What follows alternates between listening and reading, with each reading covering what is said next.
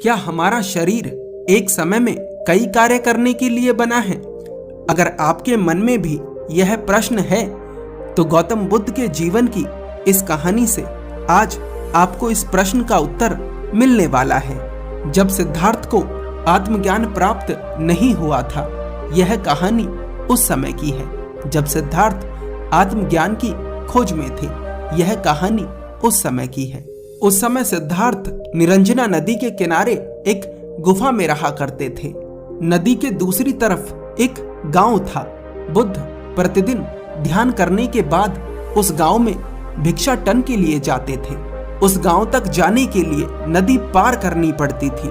इस वजह से उस गांव में बहुत कम सन्यासी जाया करते थे। सिद्धार्थ वहां हर दिन जाया करते थे।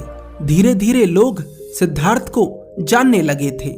जो व्यक्ति सिद्धार्थ से एक बार मिल लेता था वह उनसे बार बार मिलना चाहता था, क्योंकि सिद्धार्थ के भीतर करुणा थी, दया थी, प्रेम था और मनुष्य को यही चाहिए। कुछ दिन बाद अचानक सिद्धार्थ ने गांव में जाना बंद कर दिया, क्योंकि गांव के प्रधान की छोटी बेटी, जिसका नाम सुजाता था, वह सिद्धार्थ के लिए भोजन लाने लगी। सुजाता भगवान में बहुत विश्वास रखती थी। वह साधु सन्यासियों की बहुत सेवा करती थी। उसके गांव में कोई भिक्षु नहीं आता था, इसलिए वह हर दिन सिद्धार्थ के लिए ही भोजन बनाकर ले जाती थी। उसे ऐसा करना अच्छा लगता था। सिद्धार्थ उससे मना भी करते थे, लेकिन वह नहीं मानती थी। वह बड़े चाव से सिद्धार्थ के लिए भोजन बनाकर लाती थी और सिद्धार्थ भी बड़े प्रेम से उसके भोजन को स्वीकार लेते थे। कुछ दिन बाद सुजाता के ही गांव का एक व्यक्ति, जिसका नाम स्वस्ति था, वह सिद्धार्थ से मिलता है और सिद्धार्थ से मिलकर बहुत ज्यादा प्रभावित होता है। स्वस्ति सिद्धार्थ से इतना ज्यादा प्रभावित हो जाता है कि वह सिद्धार्थ से मिलने हर दिन आने लगता है। एक दिन सिद्धार्थ और स्वस्ति बैठकर बातें कर रहे थे। स्वस्ति सिद्धार्थ से प्रश्न पूछ रहा था और सिद्धार्थ उसके प्रश्नों के उत्तर दे रहे थे। इसी बीच वहां सुजाता भोजन लेकर आ जाती है। सिद्धार्थ बड़े आदर के साथ भोजन स्वीकारते हैं और ग्रहण करना शुरू करते हैं। भोजन करने के दौरान स्वस्ति सिद्धार्थ से कई प्रश्न पूछता है, परंतु सिद्धार्थ स्वस्ति के किसी भी प्रश्न का उत्तर नहीं देते। वे चुपचाप भोजन करते रहते हैं। सिद्धार्थ का इस तरह का बर्ताव देख स्वस्ति चौंकता है। वह सोचता है कि अब तक तो सिद्धार्थ उसके सभी प्रश्नों के उत्तर दे रहे थे, परंतु अब क्या हुआ? जब सिद्धार्थ भोजन कर लेते हैं तब स्वस्ति सिद्धार्थ से पूछता है, मुनिवर, अब से पहले तो आप मेरे सभी प्रश्नों के उत्तर दे रहे थे, लेकिन अचानक आपको क्या हो गया? आपने मुझे अनदेखा क्यों कर दिया?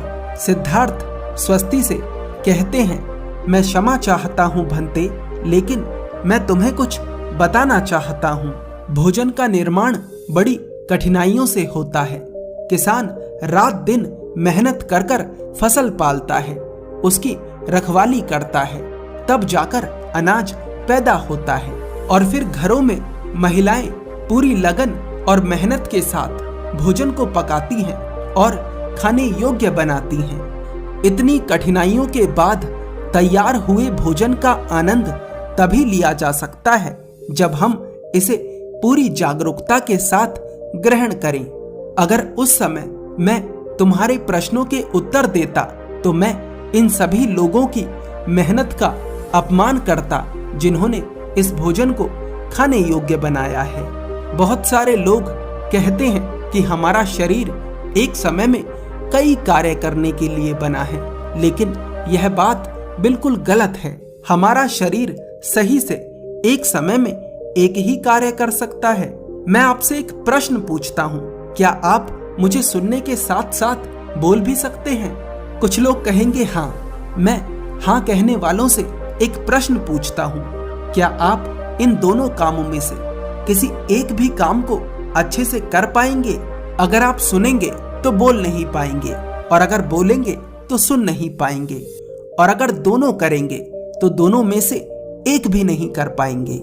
इसलिए आप जो भी कार्य करें उसे पूरे ध्यान और एकाग्रता के साथ करें, तभी आप उसका आनंद ले पाएंगे।